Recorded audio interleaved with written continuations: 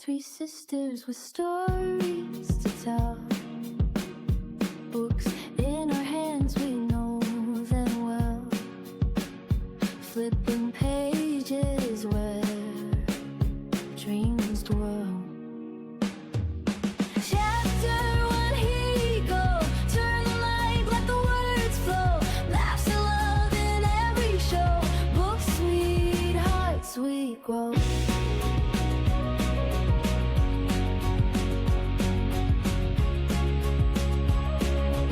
All right, welcome back to episode 4, 5, 5, 4.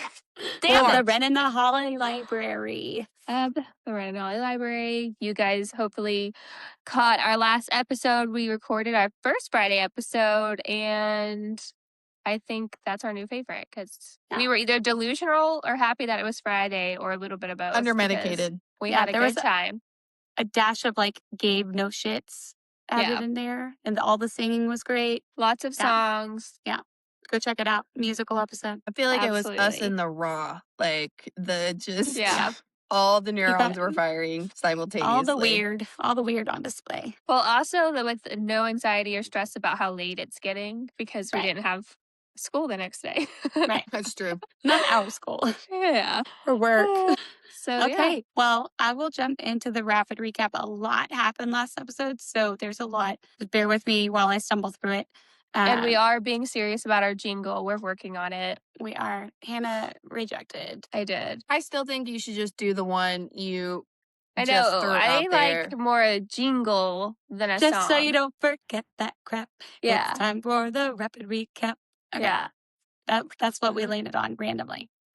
Yeah. Okay, so starting at chapter 16 in the last section, Kier's secured Nate's help keeping her friend safe. She gave him some of the cash Graves gave her. Graves took Kier's to have a full workup done at the Covenant, which is like a supernatural hospital. She doesn't know that yet, but they met, and she was warned by Graves' previous love interest, Dr. Moffey, to stay away from Graves for her best interest. And after they left, Graves took over Kier's training in the spear, and during that, he incentivized her with details on a plan he had to infiltrate Montreal and Amani Katos's union celebration to steal some important letters that he wanted. And the goal was to test her limits, reactions, and performance under pressure.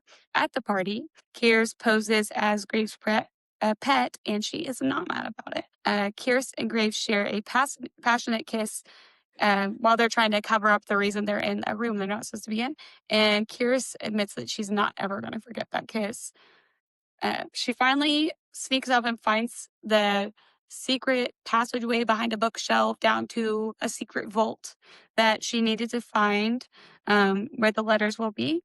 And the vault was not supposed to be there. So she breaks into it, immediately opens it, poof of white powder. The white powder is not what the wish powder that Imani usually makes looks like. Right before that, she said, "Man, it's so cold. I wish I was warmer." And she got her wish plus she felt like she was melting by the time she found the letters and made her way out, almost met Montreal on the stairs, got out, didn't close the door all the way, but stepped out of the room and was almost essayed by a man. Graves rescued her. She passed the F out, and she did have the letters at least. So after she passed out, she wakes up back on the airplane. Graves gave her an antidote to the powder he didn't think Amani made anymore, and it does usually kill people. So he's pondering, like, how did she not die? But also, we didn't think she would be affected by the magic. So what's going on? There is an interlude where Amani explains her history with Graves.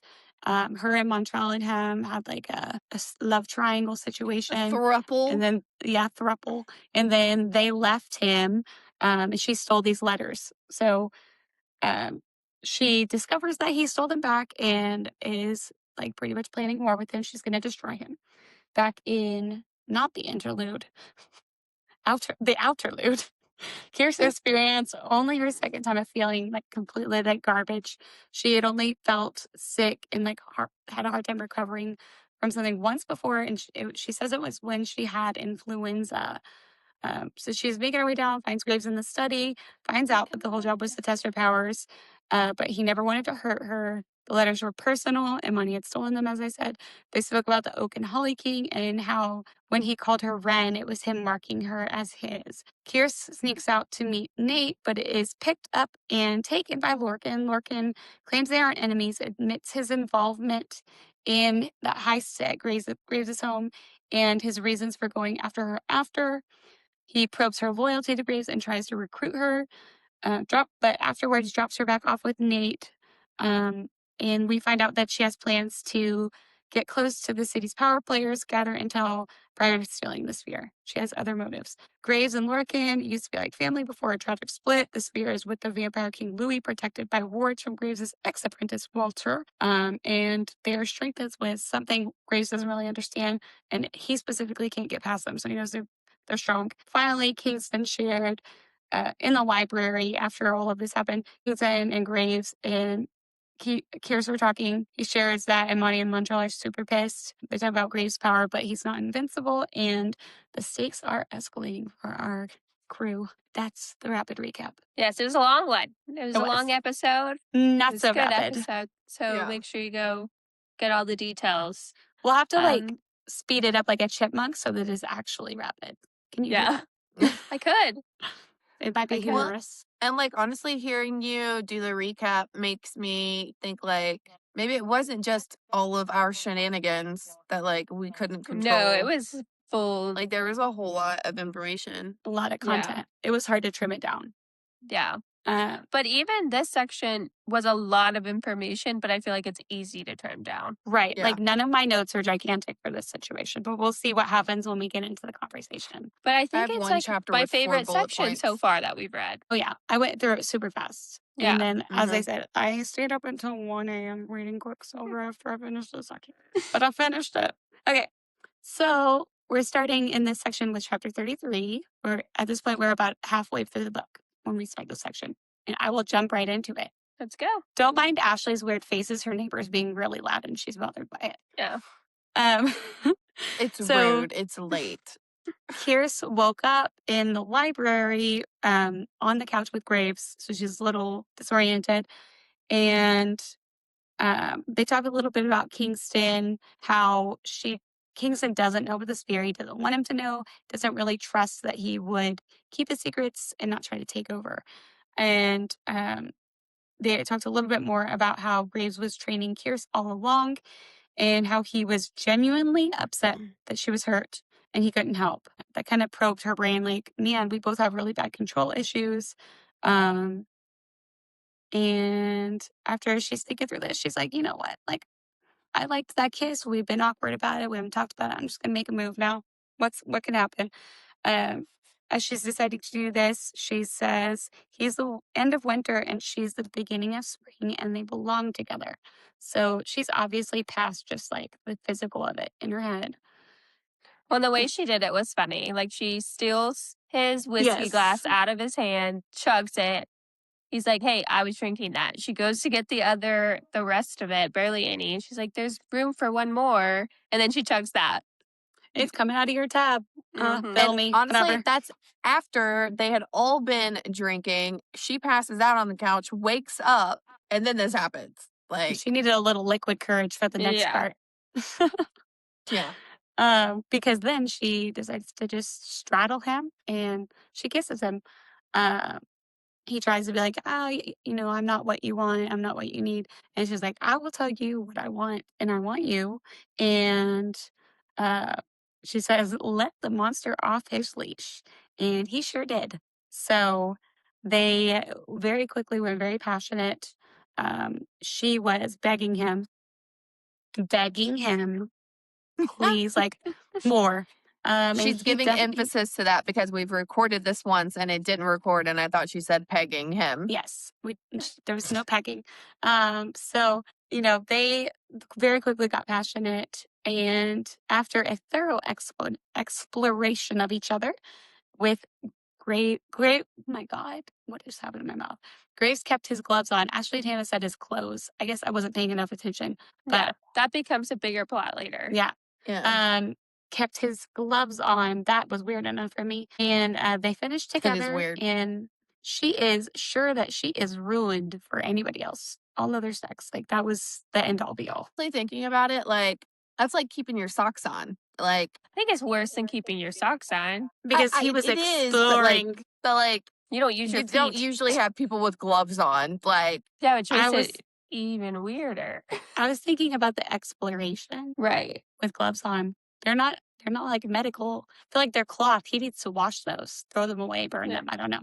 I assume they're Anyways, at least leather. still, still. gloves touch a lot of things. That's unsanitary. Yeah. So I don't anyways, know yeah, that he anything did much else? touching her with his hands. I'm never but- gonna be No. able to read this book again because you totally just ruined that. Like, I Then- remember thinking about like, well, that's weird, but like, No, I don't think he actually touches her. It's all No, with his mouth. yeah. She's like, she wants him to, and he's like, proves that he doesn't need to, essentially. 'Cause She Yeah. tried to ask him to take him off. okay. Yeah, I was just grossed out in my brain. I mean, it's been like a week since I read it, so Yeah, that's okay. All right, next chapter. Yeah. All right, so they emerge. She sleep there. No, she went to her bed. No, she slept there. I can't remember. But she comes down to She went to her breakfast the bed. next She goes morning. to her room. Yeah. She went down to breakfast the next morning. Kingston is there, and he makes a little innuendo towards them. And then, like, she can't tell, but actually is one, but it seems like one. And he's talking about how he replenishes his powers. And like, they're trying to figure out how they find out how she replenishes her powers. And he found out how he replenishes powers at a very young age, which leads us to the fact that he's from the 1300s. Yes. So Kyr's is like, Crazy. man, they're probably like 150 years old. But then he's talking about the 14th century. And then she says he's from the 1300s. And she's like, shit. So they decide to go on. I don't know if this was pre-planned, but first we heard about it. They have a reservation to go on a field trip to the Met. And Mhm. because of Kyr's history, she's never been in there. She doesn't even seem very interested in art at all. She'd rather just be stealing things. But at this point, after everything went down, it's super expensive to get in there and it's really, really exclusive. But Kingston's replenished by art. So this is like for him mostly. They joke about how Kyr's better not be stealing stuff before him, Mhm. too. Mm-hmm. So they are walking around. He's like exploring, but Graves and Kyr's are both pretty bored and not really interested in it. And Kyr's lifts Kingston's watch without him noticing. I think Graves pointed it out. So she's bored and messing with them. And they got the story of when Kingston met Graves. So he found him near dead outside of an inn. And Kyr's was like, "Oh, did you save him?" He's like, "Nah." Graves is like, "No, he didn't save me." That Left him was to so the- diabolical too. When he's like, "Oh yeah, it's a great story," and then he's like, "Yeah, I saw this like homeless kid that was dying and bleeding," and he just kind of leaves it at that. And Graves is like, "No, he left me for Yeah, the woman at the end." that He's was like, "Yeah, not but I came back a was few not months a later and you were like superhero running story. the place." It's like, Not a superhero story at all. Um, Yeah, this guy's Yeah, very but- weird. Like, I don't know.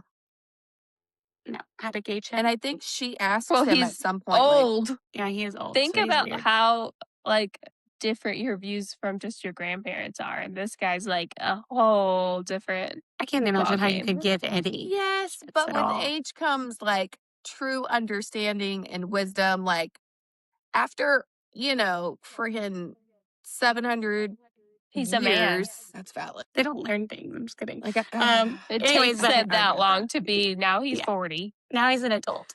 Yeah.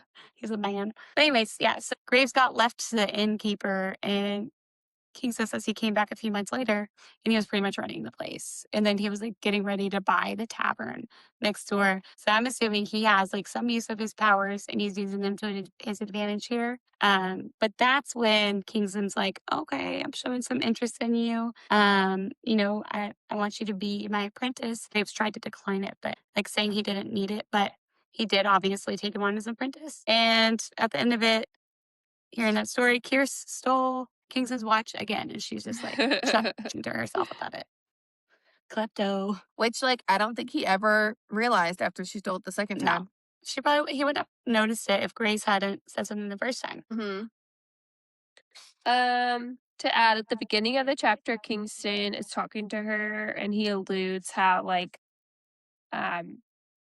he is more open about his powers because he Mhm. doesn't have any negative feelings towards them and he has like a clean conscience, where he says Graves was not so lucky.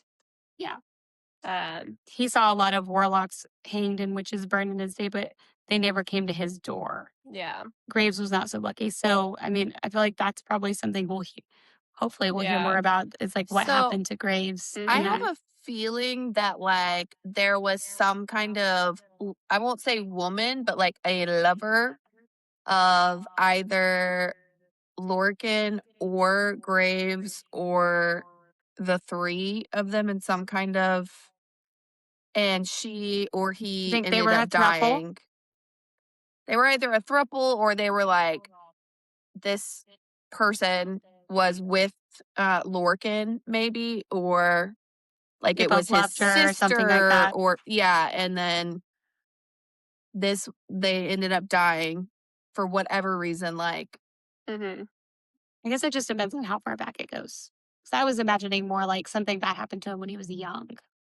Yeah. That's well, kind then of he more said they'd what known each Kingston was other like alluding for a to. long time. Yeah, but not as long as like Kingston, I don't think. No, probably not. But yeah, Yeah. A couple other things. Let's see. Oh, Kingston makes another comment. Like, none of that. I can feel the heat from over here. So he clearly knows something happened yep, that was the last second night. innuendo.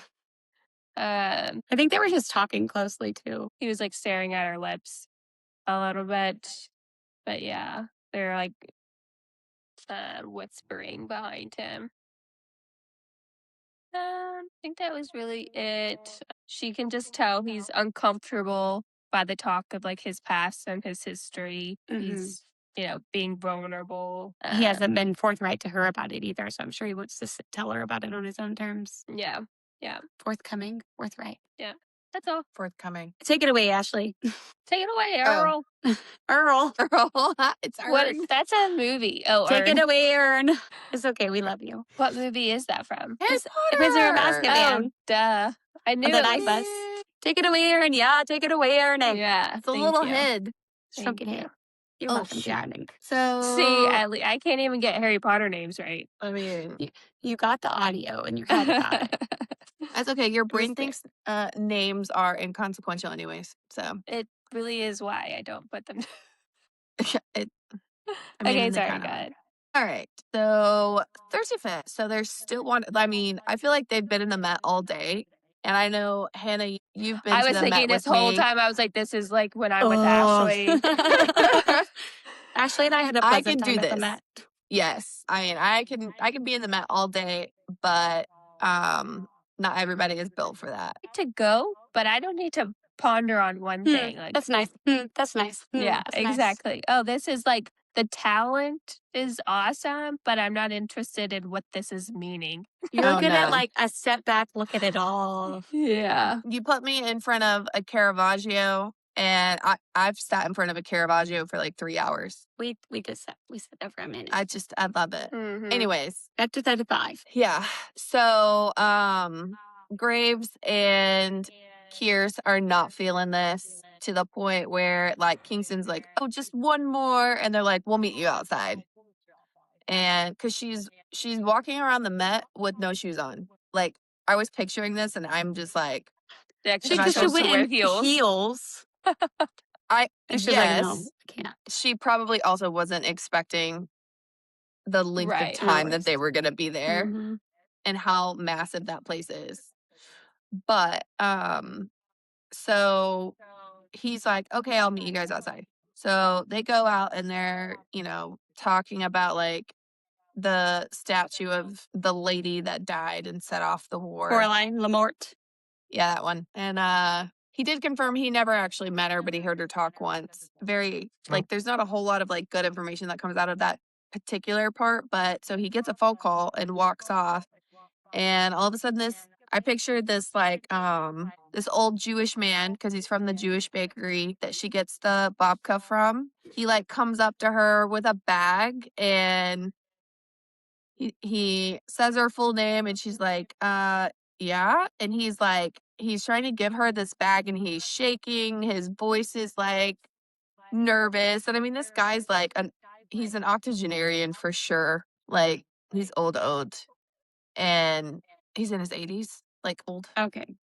Okay, octogenarian. Sorry, I love you. That's what you call Continue. them. Anyways, Rude. so like she tries to be like, oh no, I couldn't, and he's like, no, he said I have to give this to you.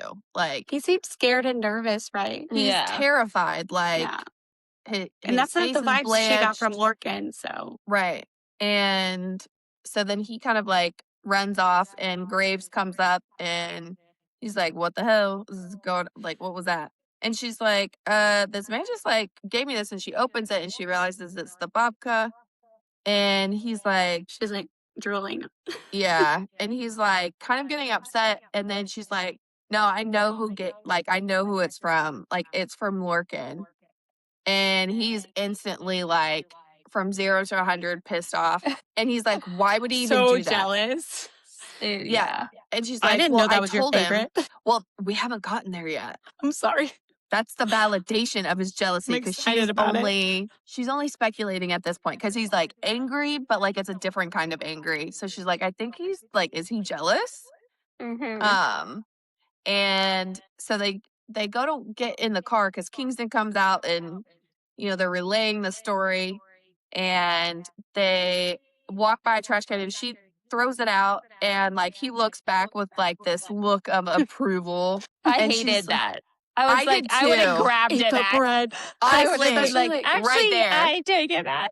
How It many could times have she's been been my starved? right. Like her throwing food away is probably hard. Well, and it's like it could have been my worst enemy, but the second that man looked at me in approval for justifying his reaction to something that's like super inconsequential, Oh, I would would have have eaten it not. to eat it, not because of how he looked I would at have it. too. I just wouldn't have thrown it away Like because it sounds good. honestly, if it's my favorite food, I'm probably not. I'm not throwing it away unless I think they might have Well, like poisoned it. Yeah, would definitely consider it could be poisonous. Sure. Man, it's all right. I appreciated like how straightforward he was, that he didn't like that he took an interest in her, and it wasn't Yeah. like he didn't like feign disinterest in the Mhm. situation. Yeah. He's just like, no, I don't like I this. do appreciate that about this entire book. Like normally Yeah. in these kind of situations where you have the like they're trying to not be interested and whatnot, like They're dicks you have to a each lot other. of like little pieces of deception where it's like that's not even important. Mhm. But because you hit it, now it's a whole thing. Like you could have avoided all of this. But we don't really get that here. So I can Mm-mm. actually appreciate that. Yeah. But so they get in the car and he's like, you never told me that Bobka was your favorite. And she's like, you didn't ask. And I was like, There. Well, and when they're in the car, Kingston asks, and then he brings up it's like the wild flowers he used to send. yes. So, Yep. Like another he's tie. like he's always liked to push Graves's buttons. Mhm. He does like to addle you. Yeah. I'm trying to think if we. What? If we've what? No, I think there's more about the wildflowers in this section, but I can't remember because I read too much last night. Go on. I remember there being more, but there could be. Honestly, I don't know. So they get to the house and Kingston is gonna portal home, but he's being kind of weird about it. Mhm. And Graves even is like, yeah, you worry more in your old age. Like it's taking him longer to feel comfortable with like creating these portals, which I know it's a secondary, like his base power. And so it does take more energy, but I'm wondering because they kind of lend to this sense of immortality with how old they all are. But at the same time, like even the description of what he looks like and whatnot, and then hit like if you've been alive for 700 years, you've probably got this base power down by now. Like, and so why It's like he's so breathing. nervous about it, I don't know if there's I something wasn't like in reading that he play. was nervous. I don't understand what you're talking about right now. I did as well. Well, because he was like, maybe I'll do it tomorrow, and he's like To me, he like was saying that stalling, he's like he didn't want procra- to leave. He wasn't ready to well, leave he yet. said something. No, he did because I was on that same. Maybe I should do it tomorrow just to be sure. You're getting cautious in your old age. But what are they being sure about? He doesn't really go He into said it. Kingston stretched, hemming and hawing about getting the portal just right. Because Yeah. it takes so much power to do And they that. said, yeah, I can do it just fine. No need to be belligerent. But Yeah, it I does don't say know. all magic comes with a price. Yeah. Like, Yeah. down at the bottom. I thought that was important. I did too. After he Yeah, did leave. every power is as much weakness as strength. Mhm. And for him to like go into like even more kind of like doubling down on that with like explaining the different kinds of complacency with different powers and whatnot. Like I feel like that is gonna end up coming back up to some Yeah. extent, even if He it's says in one of the later books. he tells Kierce that he's immune to how humans interact. She's going to be immune. She's going to become immune to the dangers of magic. And Kingston is immune to consequences. And they're talking about, like, he was ready for him to leave. Like, I want him out of here. Yeah, and that's kind of when she asked, like, you don't seem like you like him much. Mhm. And he's just like, no, I mean, like, we have a better relationship than most, like, apprentice and mentor. But, like, that doesn't mean I want to hang out with him all the time. Yeah. And that's also when he clarifies, like, because she asks, he tells her that Emmeline called. That was the call that he got. And she found something interesting in her blood. And she asked, like, why you didn't bring it up then or when Kingston was there. And he was like, he doesn't want Kingston to know that she's different because he has a habit of killing things that he doesn't understand and then asking questions later. Mm-hmm. Yeah. So that's why he wanted to get him out. Yeah. He didn't want him to look too closely at her. He Mhm. also brought up he had a thought about Lorcan and, like, maybe using his interest in Kierce to find out more about what he knows about her, Mhm. her mission, and Yeah. her friends. Well, And they it's like how like each other's minds work. Mhm. when he said that, I was like, she already did that. Like, you just aren't aware of what, like, Right. that was her plan this whole time. Like, Mhm. she's like 8 steps ahead of you, dude. Catch up, dude. Okay, so chapter 36. So I feel like this one is like a turning point Yeah. in this book, which is appropriate because we're just a little over halfway. Right. So they decide to take a late evening stroll a couple of blocks down to a garage where he has, I'm sure, some fancy schmancy extra fast vehicle. And honestly, they could have described it and I still would not have cared enough to like pay attention to what kind of car it was. But she's like, why would you have a car a couple of blocks away when you It's a have slick black car, in case you're interested. That's all I Oh, got. okay. Who would have thought?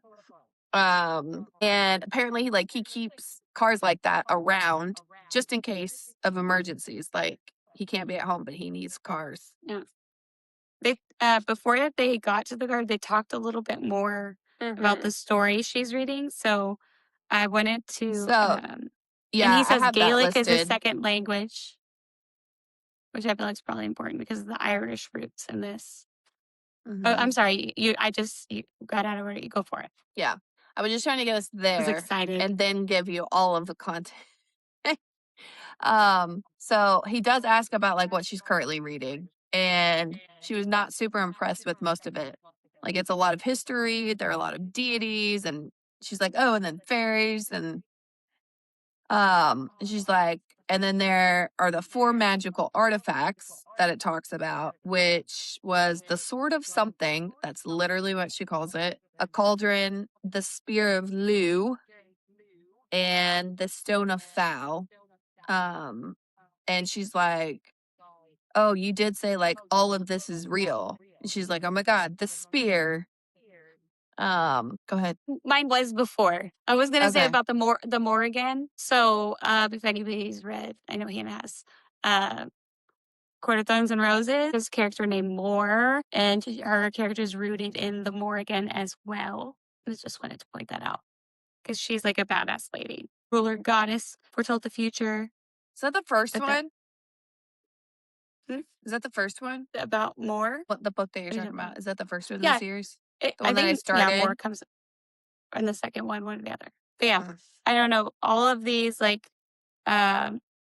she has depicted herself as three sisters, Mhm. like a trio, and three is sacred to the Irish life, death, and rebirth.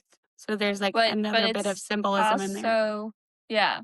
I think it's nice that she also says like Jen, Ethan, and I are stronger together. Yeah, she's their own little trio. Yeah. Which I didn't put this in my notes, but like I was thinking about that only because I read the premise of each of the next two books, and like it would be very fitting for each of them to have, because it still follows the two main characters through all three books, but like Well, does Ethan have something? Like we know Jen does tarot cards. he's Says the that he's green really good thumb, with plants. Yeah. Okay. I which there's picture him something mostly just there. like growing weed on the roof or something, but he Yeah. says he's good with plants. well, like I'm curious because Emmeline brought up that witches,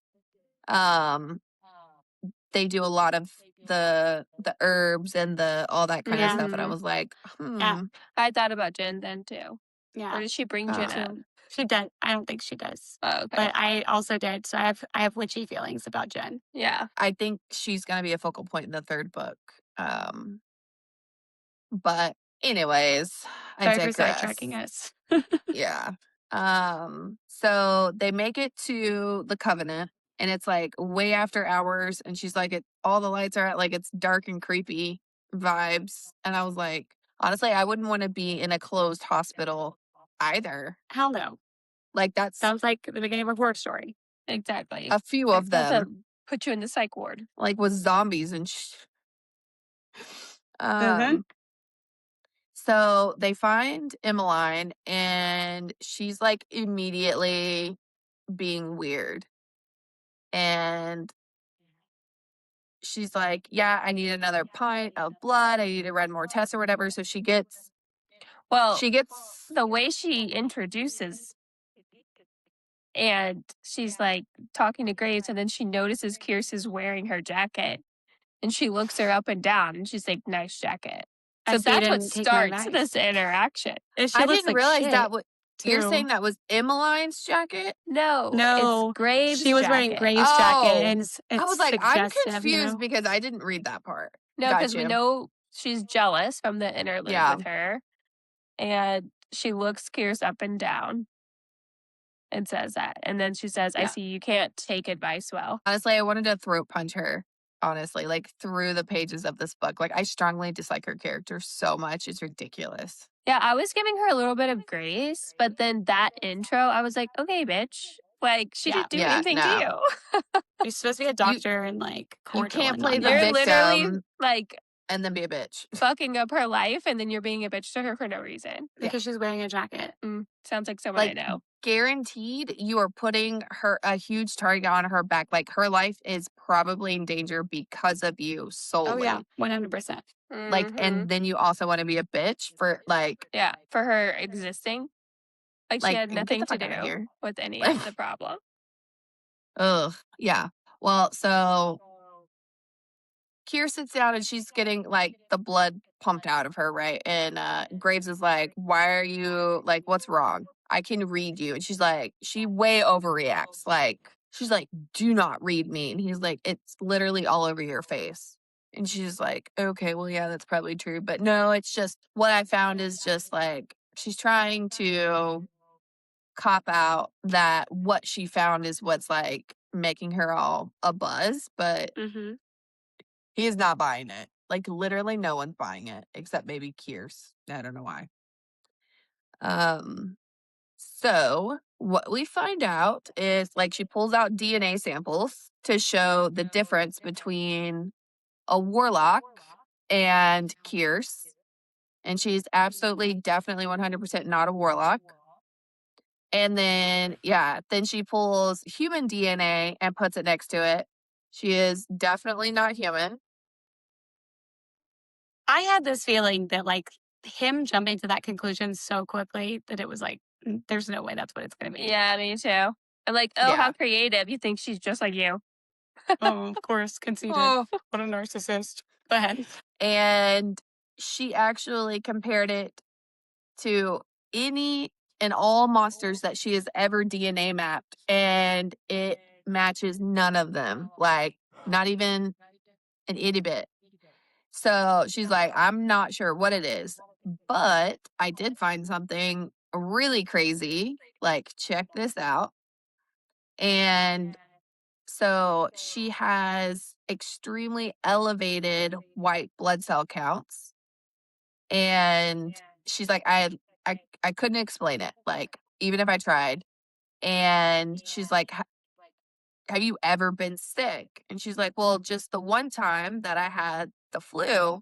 She's like, well, what kind of symptoms was it?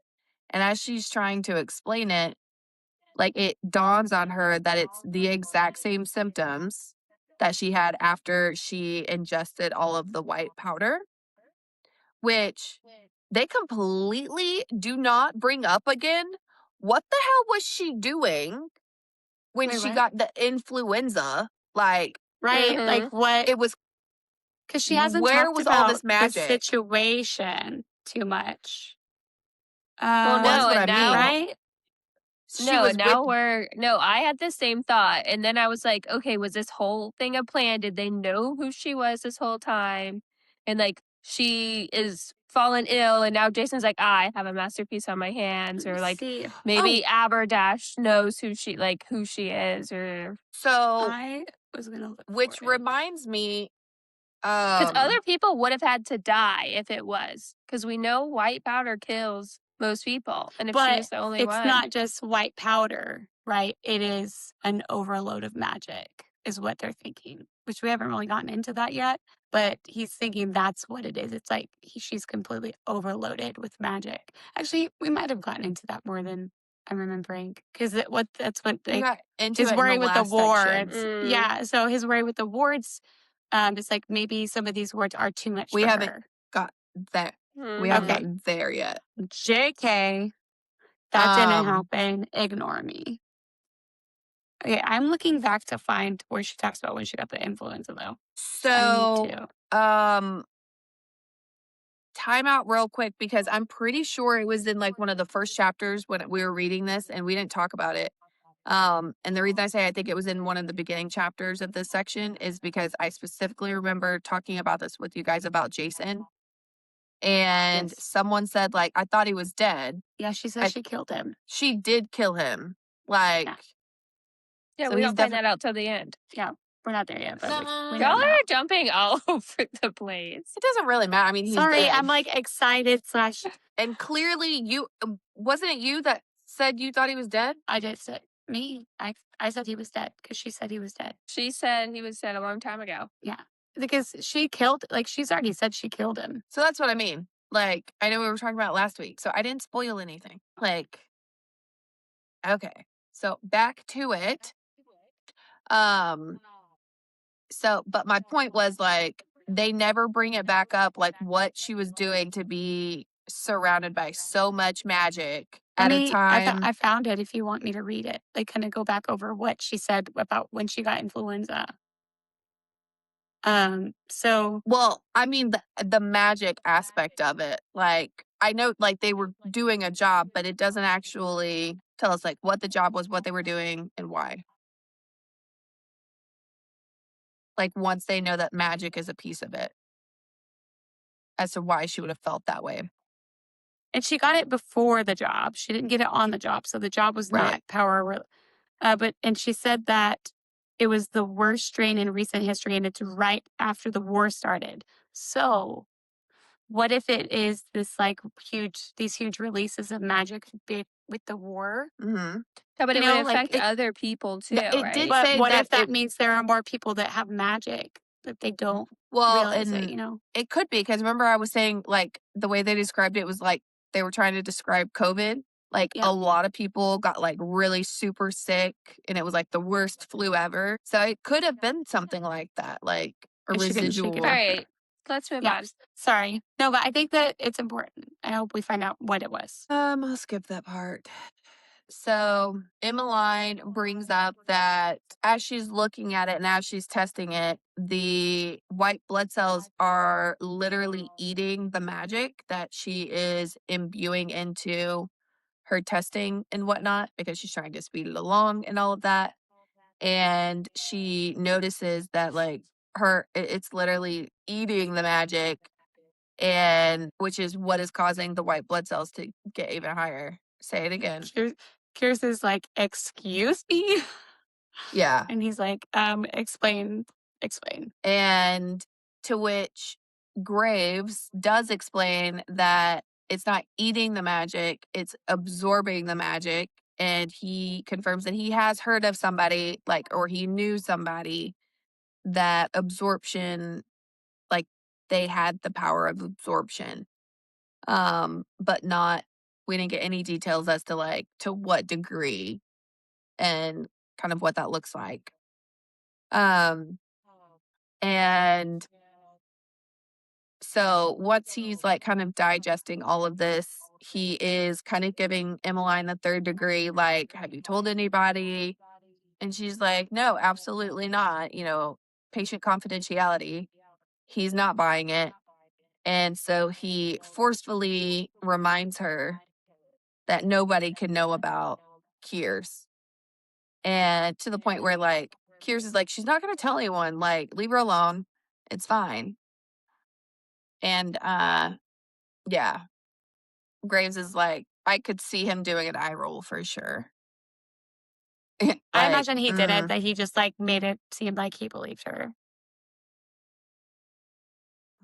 who knows? So he lets her know that he will be calling in a few days and expects an update with more info from this extra blood that he's allowing her to give.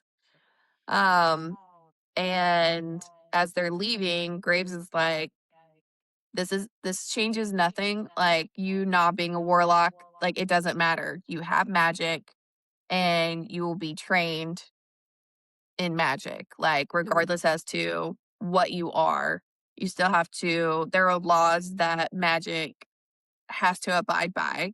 And so you need to be trained that way. And I know how to train you that way. She's like, does this mean I'm something new? And he's like, or something very old. And like, Which I you guys imagine her, speculated about yeah. quite a bit. Well, I imagine her being like excited and like, oh, does this mean I'm something new? And then he just rains all on her parade and is like, or something very old. And it's just like I- ominous. I'm getting like, well, ominous from all of it. Like, oh my God, Mhm. what the hell? Yeah. I thought I had some answers and now I don't. And Yeah, I'm definitely continuing on my memory wiped theory. the only thing that the only catch there is like she was a kid, right? Right? Maybe Like, they grow at a certain rate, and then after we've read books it's like that usually too. Once they hit like slower. 21, then they're fully grown. It's just like it's usually slower, but also like she could have had memories planted. But That's what remember I was she has all thinking.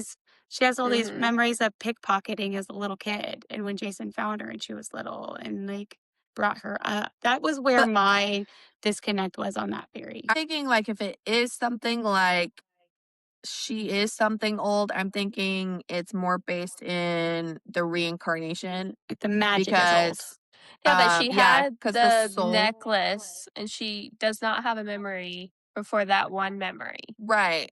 But so She was a remember kid then, at least, though. I was telling you guys like druids believe very hardcore, like the soul does not ever like go anywhere. Like that soul goes into a new person or a new creature when you pass. Like it never Yeah. dissipates or whatever. So it's not that far fetched that if magic is real, that they could put her soul in Yeah. something like the Wren. Like maybe it's a soul catcher. If you die, it's like in the necklace or whatever. And somebody, I don't know. But That's the premise in yeah. Phantasma. Soul catching necklace. Okay, chapter 37. So Kierce is shaken by the news that she is not a warlock or anything known. She kind of lets herself just completely fall apart, but very quickly pulls herself back together. She's like, okay, basically, there's nothing I could do about it, and it doesn't change the fact that I have to do what I have to do. So she snaps out of it. They end up going to meet in the library. And Graves is basically like, okay, ask away. Whatever Um, questions, yeah. I'm all yours finally. What questions do you have? Her first question is obviously about absorption. And he very simply says, instead of repelling magic, you're bringing it in. So, and then he contemplates maybe it's being stored somehow. That was my first thought too. Like maybe it's, oh, she can like suck it on and have like a big magic explosive or something. Then he comments about her not having any other abilities. Finally. Yeah, finally I've she been waiting links. for this. Yeah, she links her slow boat to all of this, and like she's also like didn't think about it because we contemplated that like is she choosing not to tell him about this or what, and she just literally didn't think anything of it. She just thought I, this was normal because it feels so natural to her. I think that's what Um, I said. Like she didn't realize that it was a yeah. power. Like she wasn't looking at it Mm-hmm. that way. She was just like, I'm the Matrix. Yeah. And so though when she starts thinking about it, she's like, yeah, I do become sluggish and sick after. So yeah. So Graves, yeah, reiterates that he's not worried that she isn't a warlock. And he takes his gloves off, which immediately her mind wanders about the other night, and she's like, oh, I was wanting him Hello, to take his fingers. gloves off, and here She's his hands infatuated are. with his fingers. Yeah. So There's he something to be said about a man with nice hands, okay? I mean, they yeah, never get dirty, so. especially hidden hands. That would be very intriguing. Hidden hands. So, yeah, he like has to kind of cough to get her back to reality. And I so, see her. yeah. So, he starts kind of explaining all of his powers to her finally. So he says that he has noise distortion. So he's able to block sound from rooms. He says, or moans. LOL. Yeah. Uh, How nice of him to like soundproof their evening so that Yeah. the staff in Kingston yeah. couldn't hear all of it. Well, he's probably very territorial too. Which is, Mhm. like I feel like I that's mean, yeah, males that's in most fair. of the books we read. Like I Yeah. don't want anybody else hearing her. She's mine. Yeah. Yeah. But she does comment. She's like, oh, okay, thankfully Kingston didn't hear. He clearly guessed still, but there's at least, less worry that he didn't actually witness anything. And then he reiterates that we already know his main ability is reading. But this is more about his capabilities with his hands. So his body is a weapon. When he touches someone, he can read them. I have a small Um, confession. He said before that he said it before, right? That his ability is reading. uh-huh. And I'm like, he's just like, I'm very good at this. Yeah. Just reading books. Well, he I can does read real read fast or books something. That's to how regenerate. that's how he, But, but but yes. he reads people. Yeah. So that was a confession of my. Yeah. So he says he basically can skim the surface of someone's mind, read their memories, or like whatever is loudest going on in their head. Which lucky for Kierce that she's able to block that, or how embarrassing would that have been to realize all of a sudden the last however many weeks that he could literally hear anything that was going on. Ah. So Or just I would touch her dick and punch see all him. of it. yeah, which she does recall that first night where he did have his gloves off and had grabbed her by the throat, and remembers him being confused. So he admits that's why he couldn't read her. He, over these weeks has had to learn her body language, and just actual typical human cues, what you say, what you don't say, to really get a read on her. which is why he uses his gloves. And she's like, "Well, you don't need them with me," because he tries to put them back on. She's like, "No, please don't. Keep those out." So, I like those hands. yeah, which I get it, but also how awkward. It's like, "No, leave your hands out." Like, Let me see those long fingers. yeah. So he tells her that he's actually read her before, which was after the wish powder incident when she was clearly out of her mind. He explains the memory that we already know of when Jason beat her and left her to die in the sewage. And he's like, yeah, it obviously was a hallucination or something. Like, he can't fathom that this was a real I memory think of he's in hers. denial. Thought he was being sarcastic I and like didn't being get like, no, it sarcasm. was clearly a hallucination, like trying to get her to like fess up one way or the other, which I she didn't never get actually that read on said it. that. But yeah, she doesn't correct him. She says, she'll tell him on her own time about that part of her life. He thinks that because she had so much magic in her from the wish powder, she was not able to consume any of his, which is why he was able to get a read on her, which makes sense. So then they're just discussing they need to figure out what her recharge is. And she's sitting there trying to think what energizes her. And obviously, her conclusion is stealing, which he finds funny. And I think we said that, right? That Mhm. we think that was, Yeah. go us. So she's recalling the time she had the flu. She was in bed for 3 weeks, so she couldn't steal. Therefore, she wasn't rejuvenating, and why it lasted so long. Um, he explains that absorption is not passive like the whatever we were Immunity. calling immunity. Thank you. Was so now they can re-strategize their plan. If she can absorb the wards, maybe she can absorb them to a point that can also get Graves through. So now they are, building their new strategy. So he decides it's time for them to start training her magic and gives her this blank box and tells her to try to ward it. It's the easiest part of magic. He explains you can have multiple active wardings and it barely drains any power off of you. So she also asks, because we talked about this a little bit last week too. She asks about the carvings in the words. So they are there because you guys were thinking they were invisible. And So she different.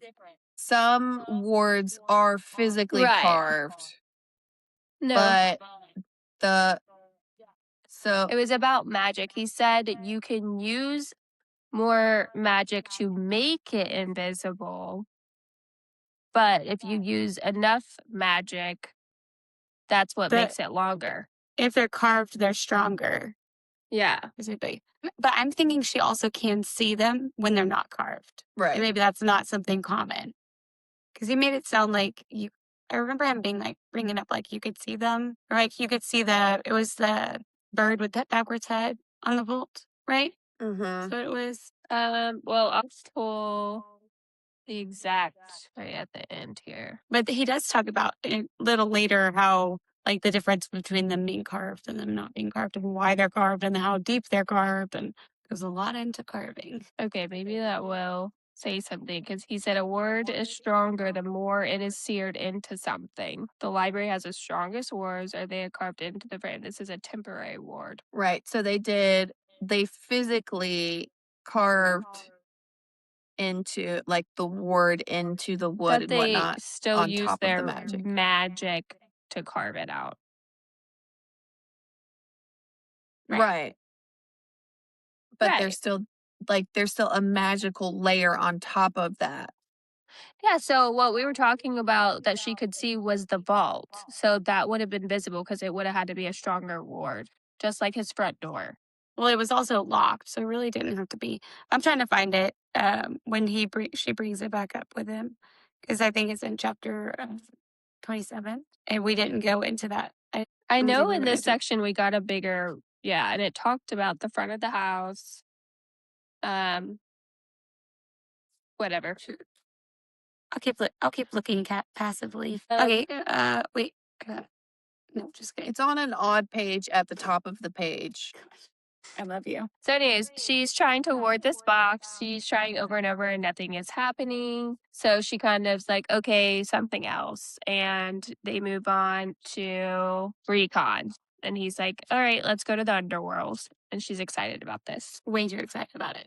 She's So- ready for revenge. That's that chapter. I don't think I have anything to add. No, I don't think so. I think I interrupted as I needed to. Interlude for this section is from Edgar's perspective.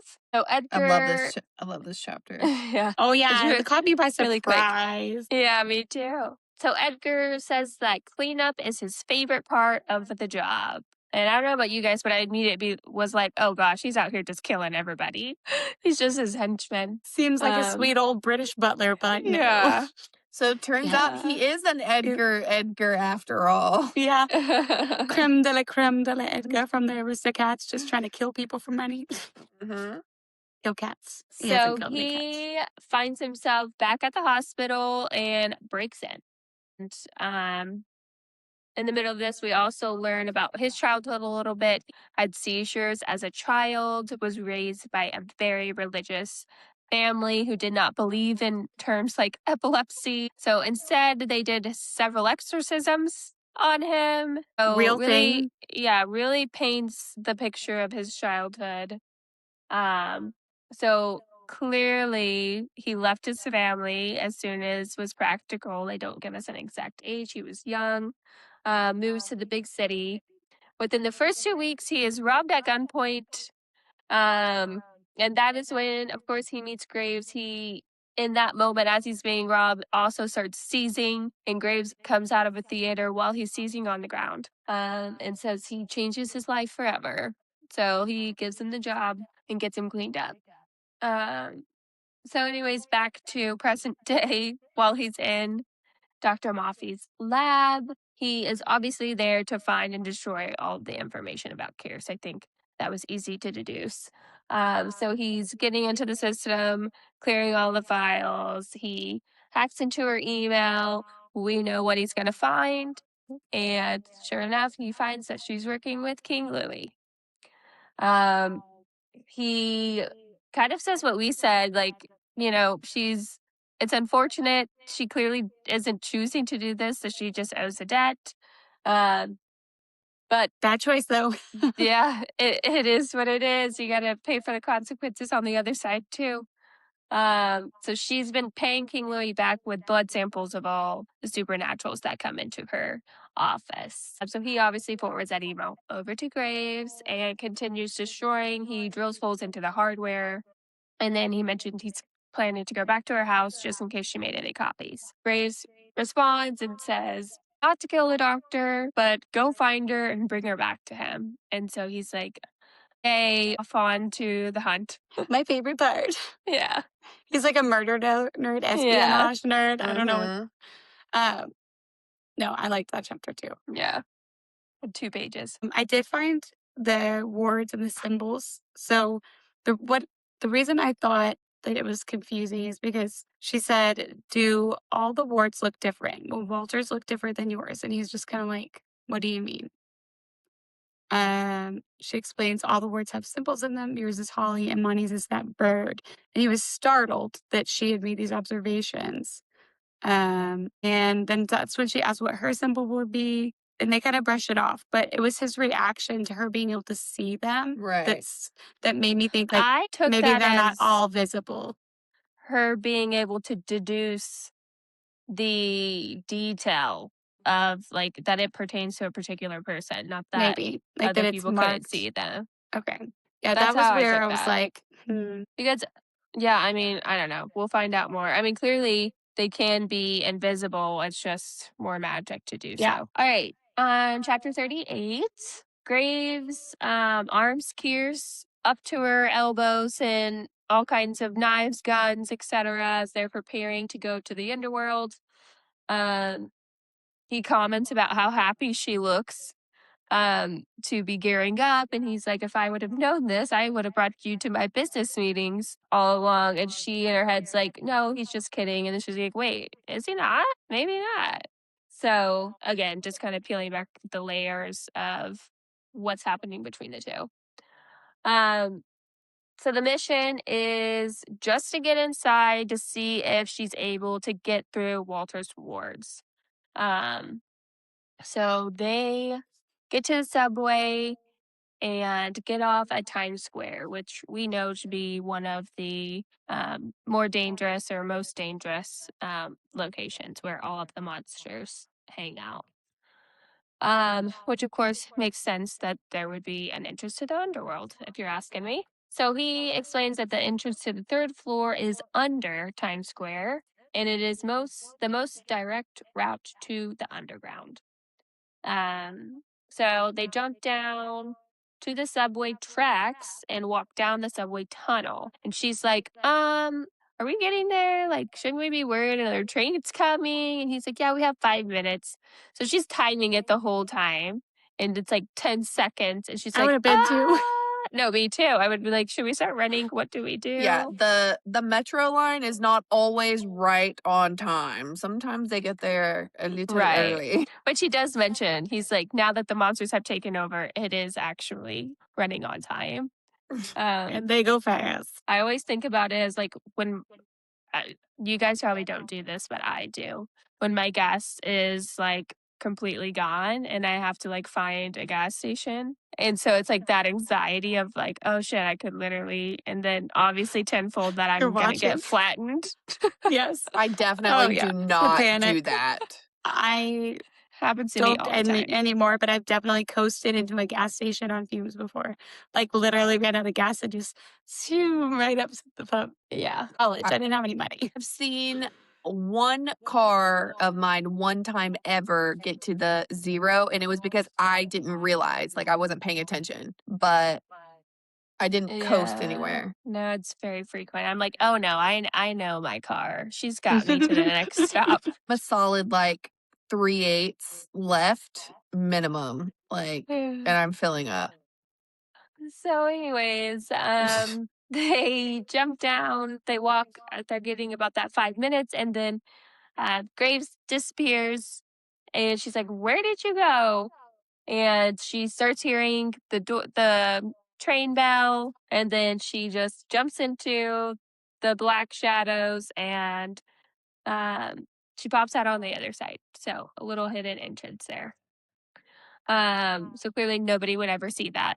And Yeah. also who's walking down the subway like that, I don't know. So he explains that there are hundreds of entrances, but only a few checkpoints, which is what controls the access to King Louis's domain. So the market is directly underneath Grand Central, which we also know to be a dangerous location. So makes sense that the big market is there. And we also learn about, the secret passageway. I feel like there's always those, um, I don't know that it's a conspiracy theory. I think it's pretty much confirmed, but those hidden highways and hidden tracks that presidents use or the elite use or Oh, under whatever, the Waldorf Astoria, that one's real. all over the world. There's Oh, yeah, plenty definitely. of Secret underground secret pathways. things to get people out of situations quickly. So there's one of those here, and then of course King Louis has taken that over. So that is his special platform, which is heavily warded and takes him to his home. And that was chapter 38. What is I'm gonna say it anathema because I don't know. Does it mean like taboo? It was as anathema as Times Square, even if it had retained its former glory. About Grand Central. I don't know. Okay, I just assumed. don't know She's good at the, vocabulary like- words. I know. It's one of those that like I know in context, but like I literally word. have only ever heard the word because I have the book called Anathema. interesting. Yeah, so it wasn't that is- important, but I was curious. So it is something or someone that one vehemently dislikes, or option 2, a formal curse by a pope or council of the church, excommunicating a person or denouncing a doctrine. I'm gonna say it's cursed. And it does tell me that we should pronounce it as anathema. Oh, which I've always Fine. said anathema, but I guess Anathema. I've always been wrong. Sounds like the it sounds like the American way to say it. I bet the British wouldn't say anathema. Okay, sorry. Oh, Anyways. Okay. So chapter 39. Pierce and Graves found the checkpoint they were looking for. They describe it. It looks kind of just like there's some people hanging out. How she explains it, some goblins and stuff.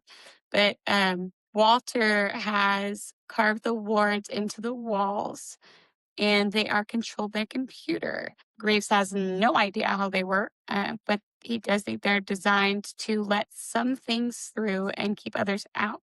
And he brings again that he is one of the things that it is designed to keep out. Apparently, at the museum, Graves mentioned that, like, maybe there might be something for them to find there, and he picked up a Metro card. Um, to let Kears walk through the computer scanner. So essentially, they made this system where rather than they used to like pat people down, monsters down, they didn't like that. So that's when Walter added in the scanner. So they just like boop. Their face comes up on a computer, and if they're good, they get to go in. But it he reminds got me her one of of the those airport. cards. Yeah, I was Yeah. gonna say it's like the new airport stuff. Yeah. Yeah. So he got her set up with that. And I love when she's teasing him. She's like, you kind of fucked it up with Walter. Like, are you Yeah. regretting that? Mm-hmm. She hits him hard with you mean, like, are you sure? He Yeah. sounds pretty strong. Are you sure that you're stronger than him? Poking at his ego. They talk about the machine and decide that it's a workaround to let people through the wards because she's like, does it turn the ward on and off? But that would take too much power. So it's just a workaround to let people through the wards. Kierce then did her job as a thief and blended in. She even stole a Metro card from an unknowing person, Douchebag. vampire. Yeah, she did call them douche. She just walked by them, passed the checkpoint, and she is in the third floor. I can't tell if I'm like really vague or if I just get the boring chapters. That's pretty much that's the best way to sum that up. Which, Oh, are we saying that was the end of the chapter? yeah, that was it. That's all Oh, that okay. happened. Let's see. Chapter Like, and 39. all of my chapters in this next section are about that long too. I did highlight that he has the sun symbol. Yep, his word mark. And so that kind of ties into what she was asking in. Yeah. And then she says she looked back only once to see Graves watching her. He looked hungry. This was a victory for them. Yeah. He's happy, happy, happy. Yeah, that's it. First test pass. And she didn't, so she hasn't really gotten a chance to test out much, like her passing through the wards. She says she does not feel anything at all absorbing this magic, which is evident in the fact that she sucks at trying to ward things. She hasn't gotten it yet. Okay. Well, then, chapter 40. And so she's in this market. It is kind of dark, big, giant cavern. There are permanent structures and tents, and there are just monsters everywhere. She's not comfortable in the situation. She did look back and observe Walter's ward symbols when she kind of paused and looked at the wording from the other side. And in the same kind of sentence, she noticed this gate with angel wings and an arrow as entrance that is the symbol for what's the men of valor. So maybe it was more wording. There's more wording with that gate. So it's guarded by giant trolls. It's obviously, the entrance to the residence. So she's marking that. As she's blending in and walking around, she's getting the lay of the market. She kind of talks about how she's building the blueprints in her brain. There are questionable meat vendors, potion and elixir vendors, some magical trinkets, some weapons she thinks about stealing. And then there was a phoenix there, and she's like, never mind, I don't want to get burned to a crisp. So she's continually drawing out this blueprint and looking for ways to get Graves in. So what are my exits? What are my secret entrances kind of thing? She finally comes down to the final reason she's down there is to find things out about Tora, find Tora, which she really wants to do. Apparently Nate had tried after she was taken to get down there because he's such a human sympathizer, he would not. get granted access to the third floor. So they've been really blind in what happened to her. They only know from like her looking through Tora's room the name of the vampire that probably took her. It was Oric Thompson. So she got the lead, and he's a vampire that trafficked humans. So she's like, you know what I'm going to do? I can sit in a bar and just listen in on people's conversations, and maybe I'll get some information. Sat there and listened for a while. It's a blood bar, so blood's on tap. Orders a beer and just kind of hangs out, but then finally decides to ask the bartender, bribes him for information. So she finds out that Oric works at Red Velvet. She goes and stakes it out. So it's a vampire brothel. She stakes it out and sees him and plans out like what she's going to do next. Good. Okay, so I get the boring chapters. That's what's happening. Show me. Okay. All right. So this gets a little more exciting. She is just kind of disappointed to find that Oric is only a lackey. He supplies humans to the Red Velvet. He's not like an owner or a major player or anything. And she follows him as he leaves. He goes down to a dark, empty alley in the market, which is rather convenient. And Kierslig, with no hesitation, takes out her gun with a nice silencer on it, shoots him in the leg. Before he can catch up at all, she punches him in the face. And she's got 2 knives crossed at his throat. So she was like very much playing like a fuck around and find out game here. Mhm. She asks about Tora. Of course, it's like, this woman you took her a year ago. I don't know what you're talking about. She has this color hair. I don't know what you're talking about. Her name is Tora. Oh, Tora. Yeah, I know Mhm. Tora. I think she didn't pick up that he says, I know Tora at first. No, Yeah, she it took did. her She a seemed second no, to pick at up first, on it. so she picked it No, up. she but said it immediately. I know, but she picked up on it at first. Like, so let me just. So right after he says, I know Tora, she says, no, he knows Tora. I know, but it takes her a second. She's like, it doesn't make sense. So she's like, her brain couldn't pick up the present tense. That's what I'm saying. I'm not saying it was a long time, but it catches her Oh. off guard at first. She had to process. And he's like, because then she still asks, what did you do with her? He says that he delivered her to King Louis, because that's what happens to all the people who owe debts. Which, how did delivered she to get King that Louis, and then Yeah. that's how all the Red Velvet workers, that's who all the Red Velvet workers owe their debts to. And she's still like, what happened to her? Well, I mean, I think the last time I saw her, she was on a break. That's when she's like, wait, Yeah. Mhm. on a break at Red Velvet. Oh my God, wait, she's alive. It was like this whole process, like she just was not expecting it to go down this way. So Yeah. it took her a minute to catch up on it. So yeah, she's there working off her debt. And while she's like kind of taken aback by this revelation, he decides to strike at her. But now she's more aware of her slow-mo mode. She slipped into it and lopped his head off. Yeah. Yep. She's like, oh, okay, I killed a monster in monster territory. I need to get the fuck out of here. No regrets. She went to find Tora. Yeah. Which, of Wild. all places for it to be not that big of a deal to kill someone, it's there. It's just that he Yeah, I is guess. the trafficker. That So, because they don't like, care about killing people, but like don't kill their people. They're monsters. Yeah. Don't kill us. That's what I had for that chapter, though. I feel like I went through all of mine in like 8 minutes. So it is Yeah. this. Love it. is 42. it my turn? Mm-hmm. So we jump right in, and she leaves him where he is, and she's like, she kind of like double checks, like, okay, I didn't get any blood on me, like, I'm good. And she makes her way back to the brothel and goes in through the back because she knows, having grown up in one, that if you go through the back, like, that's going to be where the workers are, and they're going to, like, when they see you coming in the back, like, they're going to ask fewer questions. And she does find some workers, and she's kind of asking about it. And like at first they kind of write her off. Like they're definitely not suspicious of why she's there.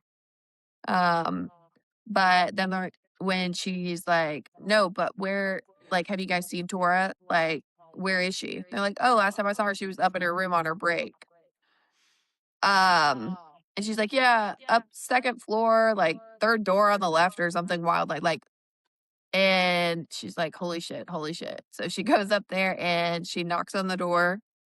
And Tora is actually there. Like, she opens the door. She's lost some weight. She's very pale. She's got bloodshot eyes. Like, she's, everything that you can, stereotypically imagine as someone that is being trafficked in a And brothel kept underground all the time. and having your blood sucked out on the regular. Mm.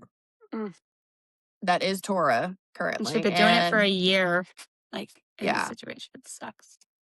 And so it's very much the like, oh my God, you're alive. Oh my God, what are you doing here? Like, that play back and forth. Like, they're both freaking out, but trying to stay calm. And then Torres freaking out even more, like, why are you here? You can't be here. Oh my God, like, they're going to get you stuck down here, yada, yada, yada. And Kierce tells her, like, immediately, like, no, I killed that motherfucker.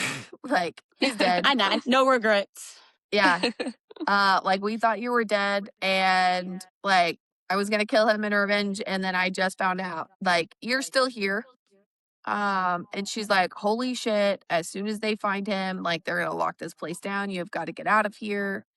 And Tora's like, or not Tora, Kierce is like, I'm not leaving without you. And then Tora's like, I can't leave. Like, there's no way for me to leave.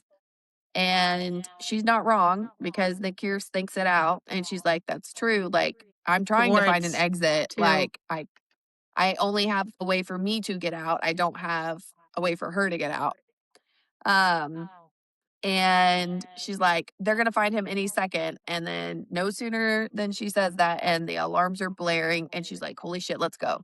And so Tora's like dragging her down the back stairs and like trying to get her out the door and whatnot before anybody realizes, like, she's not either a customer or one of the girls. And Kierce is like, I'm going to find a way. I'm going to get you out of here. Like, I'm going to find an exit. And Louis gets brought up, and she's like, oh no, I'm gonna kill that motherfucker too. Like, don't worry about that. Like, I'm gonna kill him. And she's like, whoa, whoa, whoa, whoa, whoa. Like, you don't understand. Like, you can't go after this guy. And then the winter solstice party gets brought up. So Tora is going to be there. I think you're in apparently. the wrong chapter. Yeah, did you go on? It's fine if you did. No, because I No. think that's in my chapter. Oh, do you have 43? No, but my chapter is when they bring up the solstice. I mean, I wrote it down, but that doesn't mean that I read it and wrote. But I they could had- have. I also added didn't that. realize it was two separate conversations, because she comes back and then that's when they plan about Yeah. the winter solstice, and Oh. she finds out. Yeah, That this could be chapter true. ended with her just getting out of there and like reminiscing on like this is like what happened to her. It's a consequence of King Louis' ruling. She had wanted the spear to finish the job. Now she wanted it to slit King Louis' fucking throat. So she's like So, on her way and- out and like saying that. I couldn't remember what his name was in my notes. I said she tells Tora she's gonna kill Lord Farquaad. That's how I picture him. Wrong one. Oh, well, whatever the case. She tells her she's coming back. Like, I'm gonna find a way to get you out.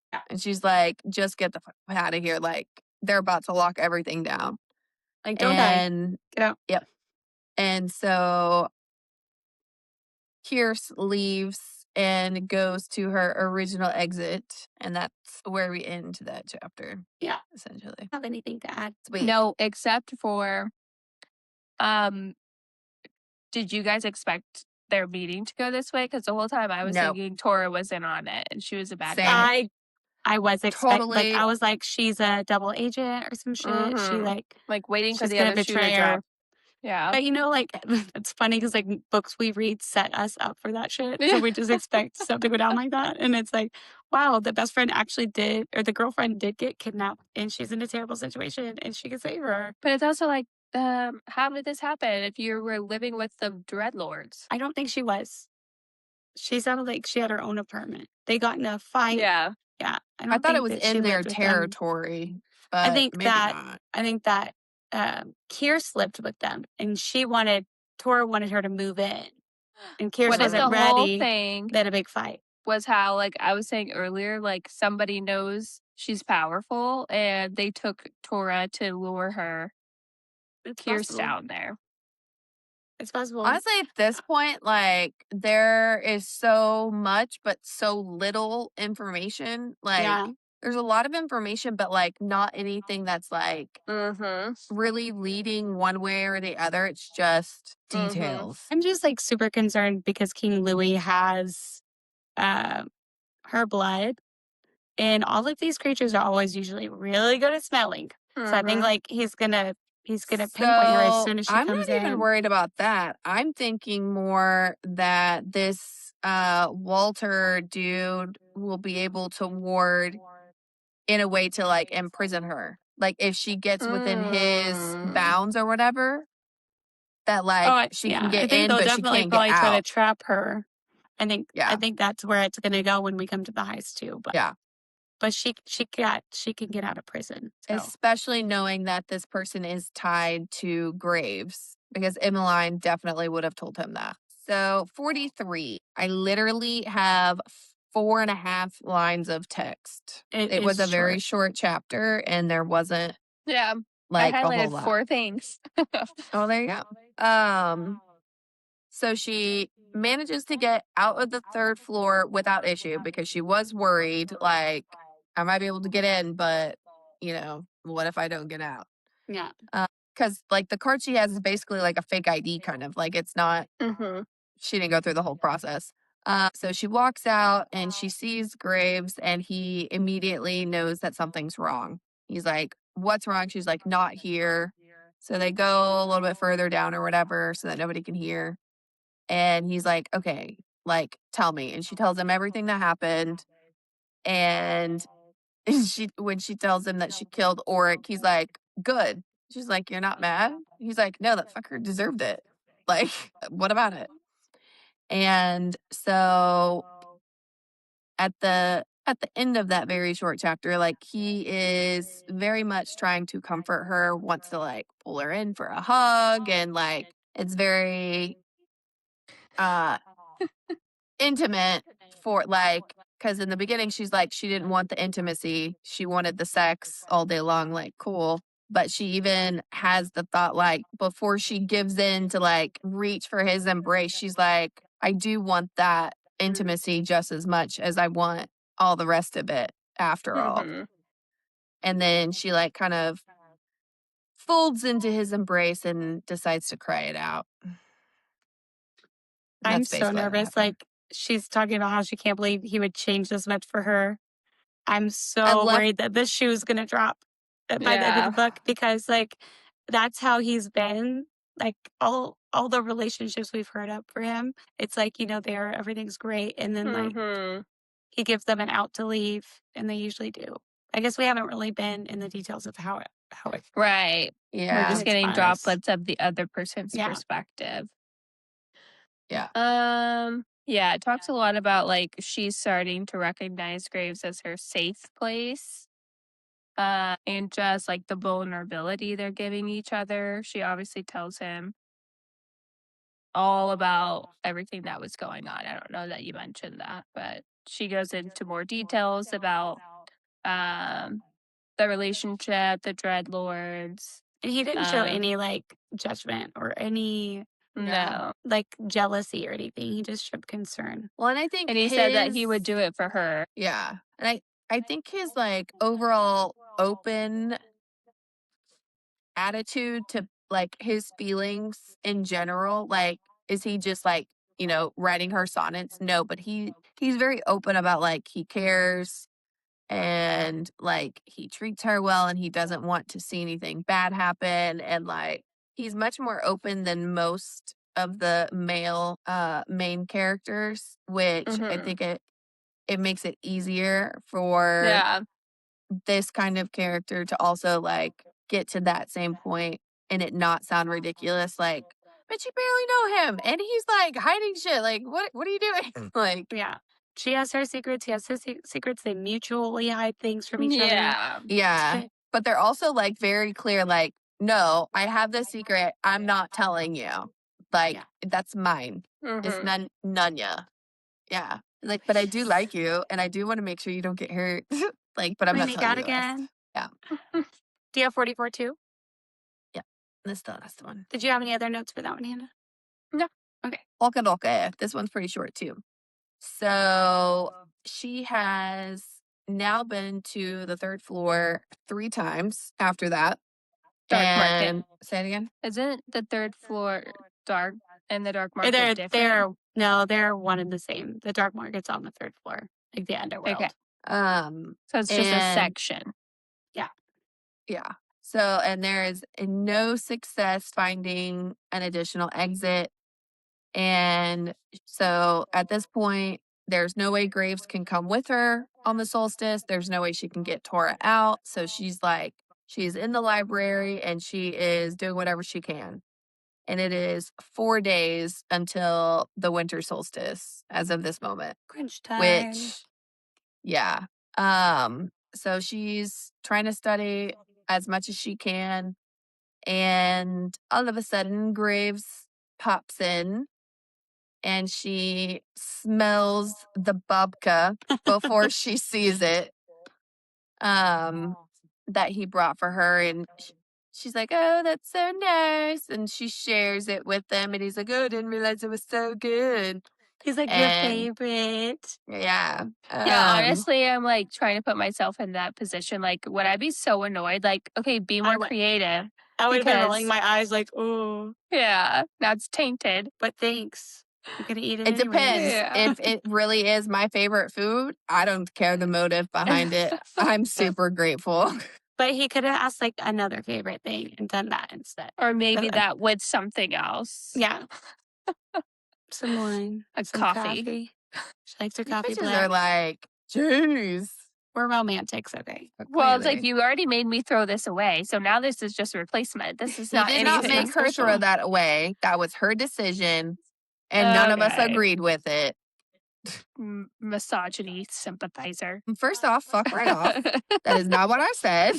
I think she threw it away to appease him, but he did not make her throw it away. Exactly. That's what I'm saying. She made the choice to throw it away. That was not him. Yeah. Anyways. Pass the babka.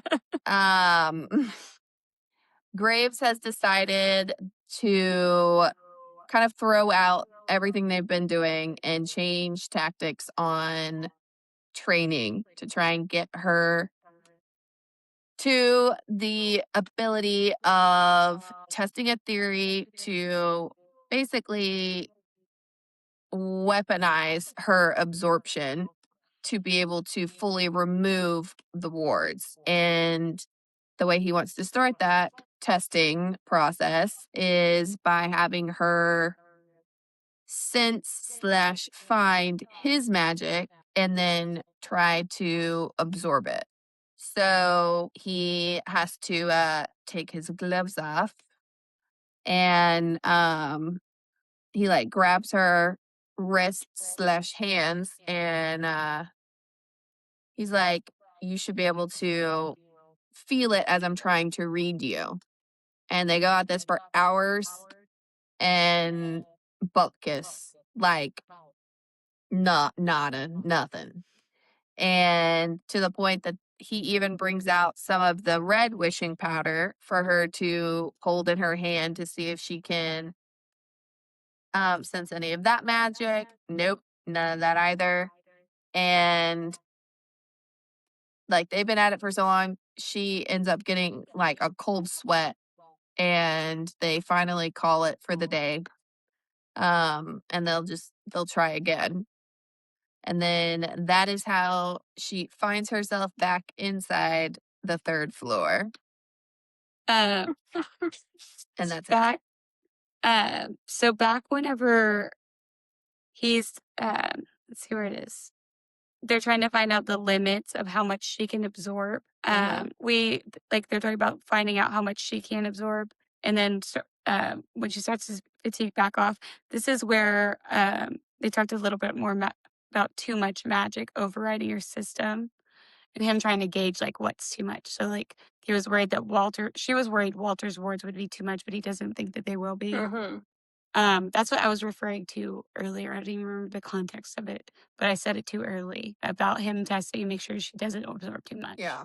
Well, and But then she could dispel it by going slow. and I know they want her to like absorb it and try to like truly weaponize it, like to store the magic like as a reserve or whatever. But I don't see that being a possibility considering that taking in magic, it doesn't give her any energy or anything. And like it if she takes too much in, it literally like takes her out of the equation. Yeah. So I don't know, like I know they say it's not a passive power, but I don't. She doesn't know how she's actively doing it. Yeah, she gets 0 sense. Like it's just like seeing. Like I don't know, but it's just happening. Did you touch on they were like trying to figure out Nope. what magic feels like? Okay. And that magic has different sense to it.